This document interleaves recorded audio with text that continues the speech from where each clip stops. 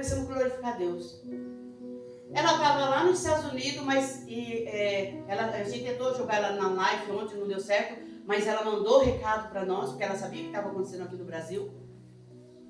Como lá também teve ação de graça pela cura dela, aqui no Brasil também teve ação de graça pela cura dela.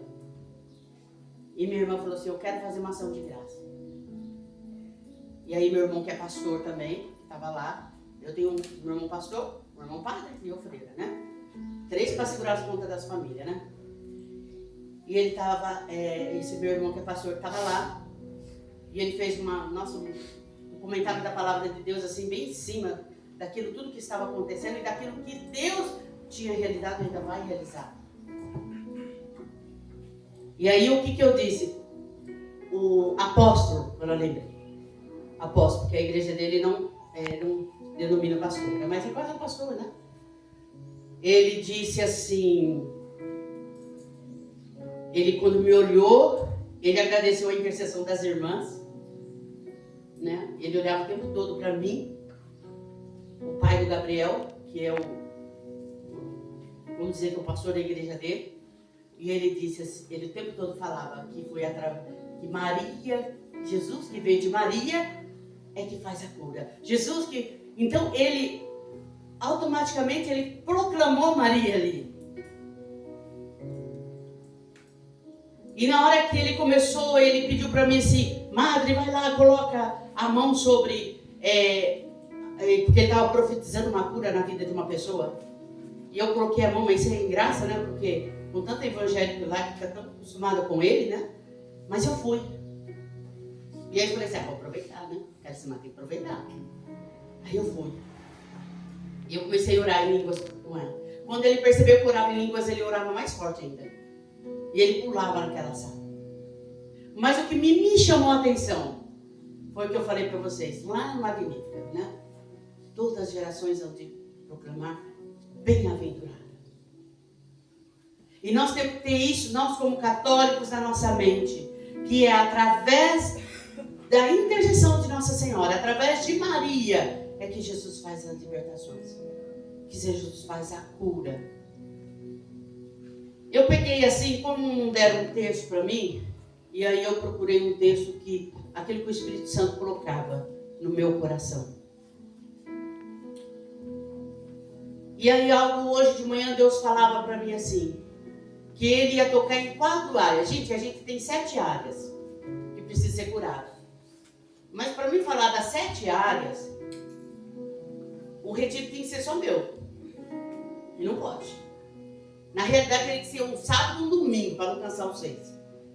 Domingo, vocês saem daqui, supimpa. Mas eu vou tentar focar somente em 3 áreas. Que é o perdão, que é a chave da cura, que é a renúncia e a profissão de fé. Só essas 3. Mas antes, quem trouxe a Bíblia aí, vamos pegar aí João, que é o profeta dos sinais. João 21.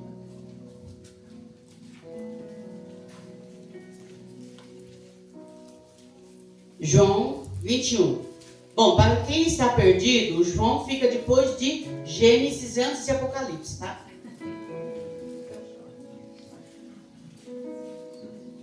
Ele não fica nem no começo nem no fim. Vamos lá, para quem tem a Bíblia Ave Maria, 1412. As outras traduções eu não sei o número não.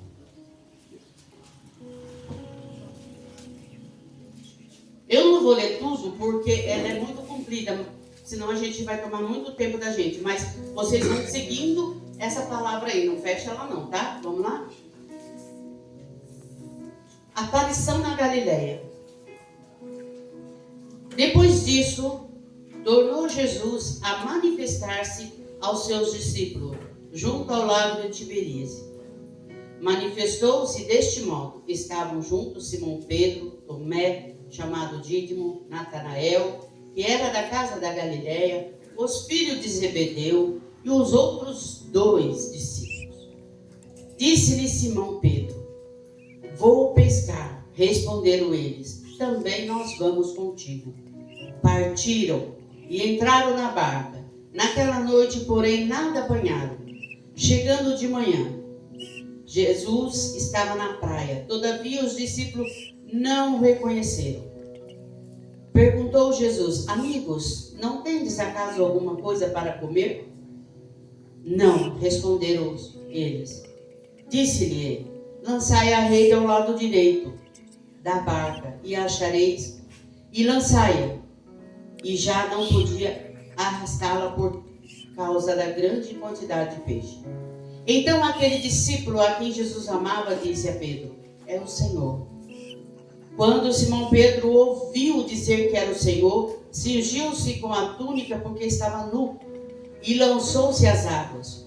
Os outros discípulos vieram na barca arrastando as redes de peixes, pois não estavam longe da terra, senão cerca de 200 côvados, ou seja, 100 metros. Ao saltarem em terra, viram umas brasas preparadas e um peixe em cima delas e pão. Disse-lhe Jesus: trazei aqui alguns peixes que agora apanhastes. Palavra do Senhor. Graças a Deus. Com a palavra bem cumprida, eu vou parar por aqui para a gente entrar dentro dela. Quantas vezes nós, vamos pelos meus tópicos aqui, quantas vezes nós precisamos entender o que é perdão? Aqui Jesus, eu falo assim, eu fiquei pensando nessa palavra, eu achei magnífica. Vocês vão falar assim, mas o que tem a ver com isso, né? É magnífico essa palavra. Diante de 3.500 e bolinhas, versículos sobre pura libertação na palavra de Deus, essa me chamou a atenção. Porque aqui Jesus, ele usou de uma criatividade para libertar e curar o coração de Pedro. E nesta manhã, ele quer usar para fazer a mesma coisa com você. Com a sua situação, com o que você está vivendo. Se a gente for ver lá em Lucas, né, eu até deixei marcado, você não precisa pegar. Lucas 5 vai falar da pesca milagrosa. Onde Jesus fala para Pedro lançar as redes, né? E aí, Jesus fala da pesca milagrosa, e o que ele diz para Jesus nessa passagem de Lucas 5 é que ele fala assim: tu vais ser pescadores de homens. Ou seja, ele largou a barca e seguiu quem? Jesus, não foi? Pergunta para a pessoa do seu lado: está seguindo Jesus? Seguindo Jesus, irmão. Nem respondeu para você, né? Porém, essa passagem que eu li aqui, a aparição na Galileia, foi depois da ressurreição de Jesus. Essa é a terceira vez que Jesus aparece para os seus. Mas vamos atentar aqui numa coisa interessante. Olha quem estava na barca. Olha quem estava em alto mar.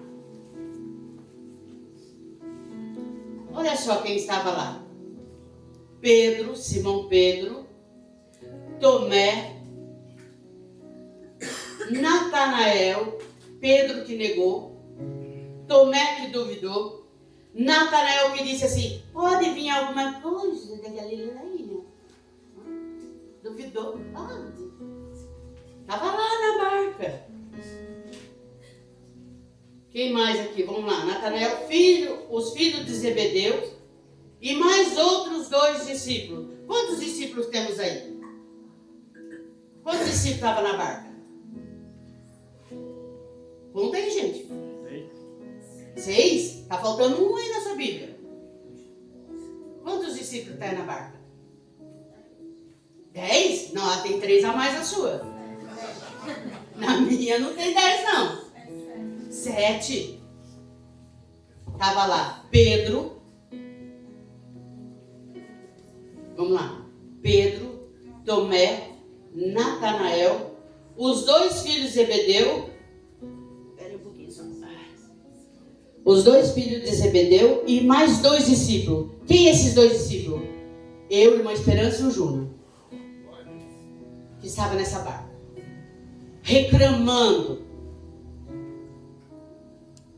Estava eu e você, reclamando. Você acha que eles foram pescar? Olha só, Pedro, quando viu que Jesus ressuscitou, ele já tinha visto Jesus 2 vezes. E ele falou assim, vou pescar. Aí vai a Maria, vai com as outras. Eu também vou. E nessa barca só estava quem estava sofrendo. Quem tinha o coração pretificado, endurecido, magoado, chateado. Meus irmãos, quando você cai, os da sua casa caem junto. Quando um pai de família cai, a casa é balançada. Quando o pai de família é bravo, até o cachorro é bravo. Pensa, quando você chegar lá na casa de alguém, cachorro, para você, pode ter certeza que alguém da casa é bravo. Uma pessoa foi na nossa casa, no nosso convento, falou assim para nós assim, nossa, até o cachorro de vocês tem o Espírito Santo, né? É calminho, dá risada. É amigo. Aonde tem a presença do Espírito Santo, tudo é contaminado pela presença dele. Como que está lá na sua casa? Pedro, quando foi atrás, foi a carriola atrás, mas a carriola toda não foi.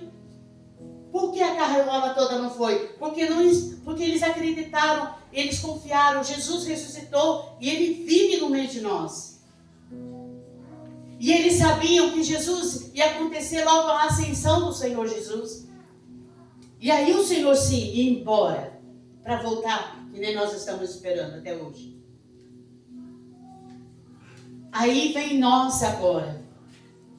Como que nós estamos no nosso coração?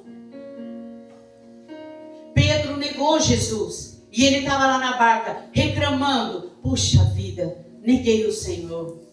Nossa, não devia ter negado. Nossa, eu não devia ter respeitado o meu esposo, a minha esposa, os meus pais. Eu não devia ter deixado isso acontecer na minha vida. Nossa, por que eu fui ferir o coração daquela pessoa? Nossa, o coordenador do grupo de oração. E o padre falou um pouquinho mais. Eu já falei que o padre está falando demais. Nossa, eu não devia ter feito isso. Pedro estava assim, choramingando, se arrependendo, esqueceu que ele já tinha visto Jesus 2 vezes. Tomé faltou da missa. Ai meu Deus, eu voltei da missa, não vi o Senhor. Ele tinha visto o Senhor, mas ele faltou da missa a primeira vez, não faltou? Quando Jesus apareceu com vocês, cadê o Tomé? Estava lá correndo atrás de Jesus. E Jesus estava lá. Quando falaram para ele, o Senhor veio aqui, o que o Tomé falou assim? Só acredito se eu colocar o dedo na chave. Foi isso? É isso que a gente vê na Semana Santa, né? Aí ele estava lá na barca também. Ele tá louco, viu? Nossa, por que eu fui duvidar? A Natanael, pode vir alguém bom da Galileia? Estava lá reclamando, porque eu duvidei. Porque eu não acreditei que Deus podia curar. Porque eu não acreditei que eu podia ser melhor. Dentro dessa barca estavam as pessoas que estavam com o coração ferido. Não conseguiam enxergar o que Deus queria realizar. Ontem eu peguei uma passagem muito conhecida de vocês. Eu espero que seja. Que é a cura da sogra de Pedro. Ela estava doente, não estava? Ela estava com febre. Eu sou enfermeira. Febre é uma enfermidade? É uma enfermidade? Não. Febre não. Febre é um sintoma. Se alguém da sua casa está com febre, aí você deu um remedinho lá, a dipirona da vida.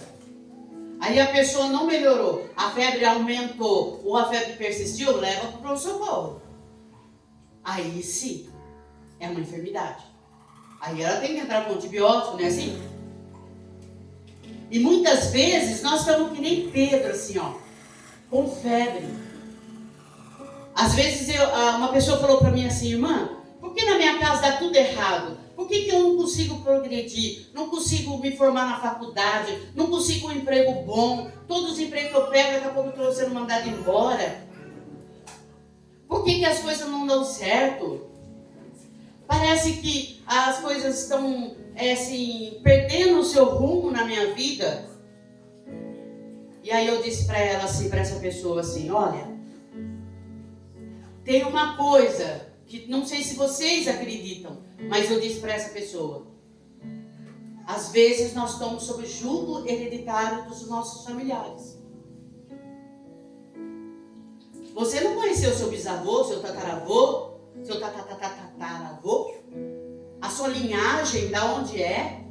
Vocês já pesquisaram para saber de onde vocês são? Quem eram os seus familiares? Gente, isso é muito importante. Até mesmo eu não trouxe aqui, porque eu não tive tempo essa semana de fazer. Né? Eu não sabia quantas pessoas iam estar aqui também, ou se não para mandar para ali, para ela imprimir e dar para vocês de presente. A árvore genealógica para vocês fazerem. Porque ali vocês podem orar pela cura das gerações dentro dessa árvore. A minha família, ela é uma mistura. Eu falo que minha família ela é uma mistura cristã. Como eu disse, tem um padre, um pastor, tem um missionário, um freira, e tem as malas que a gente carrega. Que é aqueles que a gente tem que orar por eles, né? Para eles se converterem. E aí a gente pensa assim, por que na minha casa tem uma pessoa que é viciada em droga? Na minha família tem um sobrinho meu que ele é viciado em droga. Já foi em 10, 15 clínicas. Ficou preso, agora está solto. É de menor ainda. E aí orando, e o Senhor falava assim, é da árvore genealógica. Ou seja, quem tem família, eu faço a oração por ele, por José Vitor. Mas precisa a primeira mãe dele crer que Jesus pode. Às vezes a gente fica ouvindo, Jesus curou fulano de tal, Jesus está curando o coração assim, mas se você não se abrir, ele não cura. Porque ele é um Deus que respeita a sua liberdade. Ontem eu falava para a moça assim, eu coloquei a mão na cabeça dela e falei assim, abre a boca e fala para Jesus e fala para o Espírito Santo que você quer ele. Ela, hã? Eu falei, ai meu Deus, ela está surda. Aí eu cheguei, quase enfiei a boca dentro da orelha dela.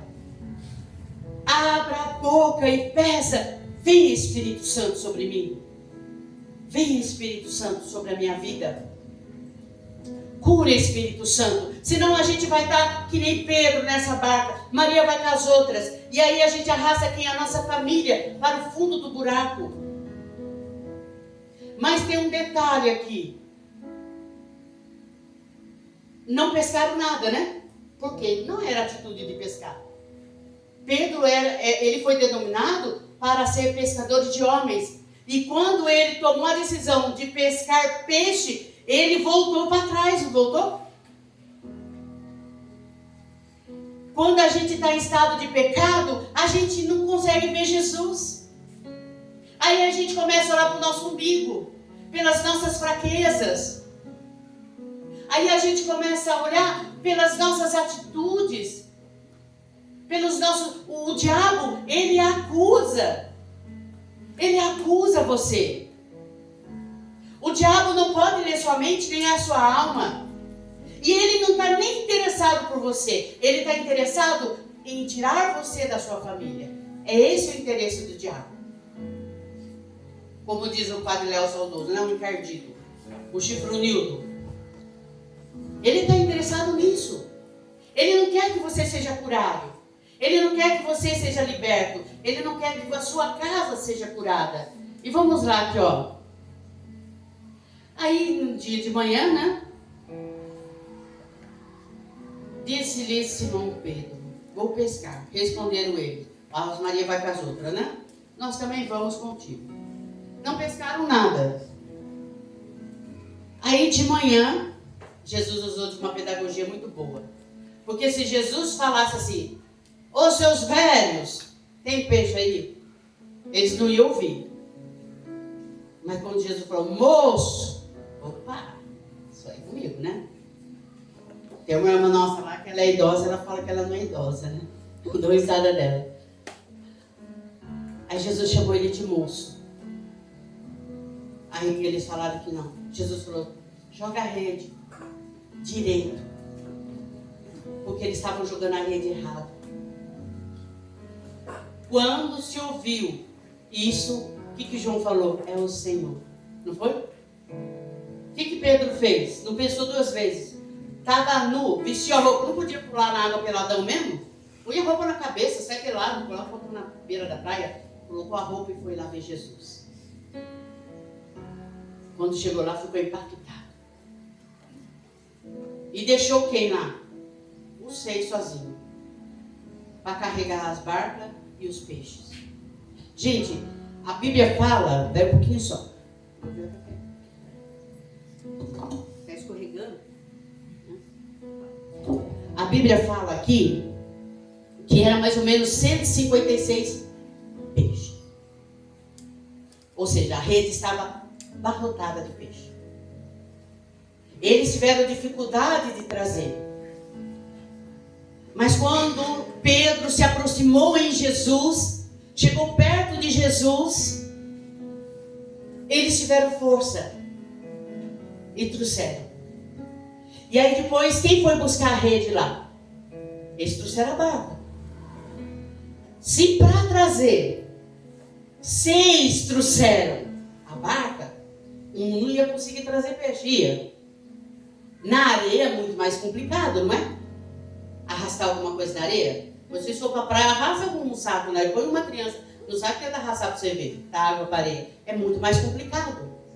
Pedro foi sozinho lá, pegou a rede e trouxe. Mas como assim? Opa, tem alguma coisa errada nessa palavra. E eu fiquei pensando, mas como? Mas que trem esquisito é esse? 6 não conseguiram fazer nada. Como que um só vai fazer? Dá para entender? Como que um só vai fazer? Porque quando Pedro se aproximou em Jesus, a força de Pedro, ou seja, a força que Jesus passou para Pedro, que Pedro foi escolhido para ser o Papa, a força de Pedro passou para eles para trazer a barca até a beirada. E aí Pedro, como pedra, como rocha, foi até lá e puxou. Por que eu estou dizendo isso? Porque quando a gente se aproxima em Jesus, se aproxima através e na presença de Jesus, é onde ele vem e ele faz. Não adianta eu aqui falar de cura da mão seca, cura da mulher de hemorraíza, cura disso, cura daquilo, que tem 1.001, que eu falei que tem mais de 35 mil versículos sobre cura. Se você não tomar a atitude de abrir o seu coração e de querer a cura. Eu, quando fui coordenador do grupo de oração, Filhos de era São Benedito, hoje é Filhos de Maria, lá em São Luís Paraitinga, eu dizia para o pessoal assim: olha, Jesus, ele só vai fazer algo se você deixar ele fazer. E se você entrar por aquela porta dentro desse grupo de oração e sair da mesma porcaria, melhor que não venha. Porque você tem que sair transformado. O grupo de oração é para isso. É para você sair transformado. Você vem de um retiro de cura e libertação, de cura dos corações, como o tema é, né? Cura os corações doloridos. O coração de Pedro estava arrebentado. Você imagina, ele negou Jesus, ele cortou a orelha de Malco, ele disse que ia até embaixo da ponte com Deus. Foi nada. Quando Jesus estava lá, sendo lá flagelado, as mulheres falaram: tu não és o seguidor de Jesus? Eu? Imagina. Às vezes você está no ponto de ônibus, você não quer mostrar que você é carismático, aí chega aquela pessoa que você não quer que ela saiba, aí fala assim: nossa, você viu aquele escravo? Pois é, né? Aí você entra na onda. Gente, tem vergonha de levar a palavra de Deus. Tem vergonha de dizer: olha, na faculdade lá, estou terminando agora, né? Na faculdade lá, o pessoal levou um monte de camisinha, porque é o rosa lá, né? É o outubro rosa, E aí veio Novembro Azul, né? E aí tava lá e o pessoal espalhou camisinha feminina, camisinha masculina, e foi passando de carteira em carteira entregando para todas as garotas, casadas, não casadas. Aí quando eu tava na minha, né? Aí pulou, foi dar para outra, eu dei risada, né? Por que eu quero essa porcaria? Aí eu olhei para a menina que estava do meu lado, assim, menina não, uma senhora já, né, casada. Eu falei assim, se eu fosse você eu devolvia. Por quê, irmã? Já pensou se o marido pega isso aqui nas suas coisas? Vai achar que você está fazendo coisa errada? Nossa, irmã, não tinha pensado nisso. Pois é. O diabo, ele quer destruir famílias. Eu só estou contando para vocês entenderem, porque às vezes acontecem fatos na nossa vida que a gente não percebe e a gente cai. E é assim que o diabo lança. Às vezes fala para você, imagina, a irmã está falando bobeira. Que isso? Imagina, sua família não fez nada disso. Eu participei de uma libertação de uma jovem de 7 dias. Imagina. A pessoa subia na parede que nem lagartixa. Eu subi em cima dessa pessoa. É magrela, uma magrinha que ela. Uma magrinha que tu. Deitaram ela no chão. Um padre exorcista, pelo telefone, deita ela no chão e perguntou, quantos quilos você tem? Eu falei, credo, padre. Quem é mais gordo aí? Eu falei, ai, padre, eu sou só fofinha. Não é bem assim que é coisa. Aí ele falou assim, não, senta em cima dela. Eu olhei para ela e falei, coitada. Vou matar a menina agora. Foi curado, vai direto pro céu, né? E eu sentei. Gente, sem brincadeira nenhuma. Eu acabei me machucando. Porque ela deu um golpe em mim, quando eu sentei em cima dela, eu sentei nas costas dela. Eu fiquei até com medo com o meu peso. A hora que eu fiz assim, eu fui devagarinho. Aí quando eu joguei meu peso, porque era para jogar meu peso. Porque o diabo é forte. O diabo tem força de 7 a 14 homens, gente. Quando eu sentei, ela lançou eu longe. Eu bati contra a parede. Era um quarto quadrado e eu, puf, bati as costas assim. Eu fiquei até zonza na hora. Fiquei com medo? Não. Você vai ver só, tá pensando o quê? E aí fomos orar por ela. Rasgou a estola do padre de fora a fora, que nem papel. E aí a gente começou a orar e nada. E o padre exorcista no telefone, amigo nosso, falou assim, pergunta para... Carismático não conversa com o demônio, tá? O demônio só conversa lá na Universal. Na renovação a gente manda embora. Pergunta para ele da onde ele veio. Eu falei, vixe, eu não gosto de conversar com gente que eu não conheço, né? Aí foi eu e o outro padre e uma outra pessoa que estava lá, falou assim, da onde você veio? Aí era uma voz de 4, 5 vozes, né? E aí ele falou, eu vim de um aterro, não sei das quantas, que o pai dessa jovem, quando a mãe ficou grávida, consagrou a ele, ela pertencia a ele. Jogo hereditário. E nada dava certo na vida dela, nada, namoro, nem trabalho, nem a vida social, nada dava certo. E muitas vezes na nossa vida é assim também. Ela teve que fazer a árvore genealógica dela, teve que orar em cima também de coisas. Foi 7 dias de trabalho. Hoje é uma pessoa liberta, graças a Deus. Canta na igreja, participa de grupo de oração, prega se for necessário. Virou atleta, corre. Hoje ela corre, vira atleta, né? Tem um monte de medalhas, troféus. Tem vida. Por quê? Ela quis, eu quero ser liberta. Eu não quero ficar no jugo do meu pai, no jugo dos meus avós. Eu não quero ficar, eu quero ser liberta, eu quero ser uma outra pessoa. Eu quero ser transformada. Gente, nós temos que ser transformada como se a gente fosse lá pro salão. Senão a gente fica um buchu. O que adianta ser bonito por fora?